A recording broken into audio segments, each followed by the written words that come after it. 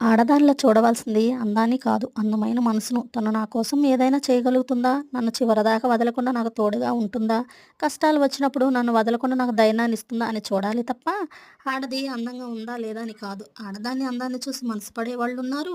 ఆడదాని మనసును చూసి మనసు పడేవాళ్ళు ఉన్నారు. ఆడదాని అందం ఇద్దరు బిడ్డలు పుట్టే వరకే. తర్వాత ఇంటి బాధ్యతలు, పిల్లల చదువులు, సంసారం వీటి గురించి ఆలోచిస్తుంది తప్ప, నేను అందంగా లేనా అని ఆలోచించదు. అయినా ఒక ఇంటి ఇల్లాలు ఇంటి బాధ్యతలన్నీ వదిలేసి తన అందం మీద కాన్సంట్రేషన్ పెడితే ఇద్దరు పిల్లలు కాదు కదా! 60 ఏళ్ళు వచ్చినా తన అందాన్ని కాపాడుకోగలదు.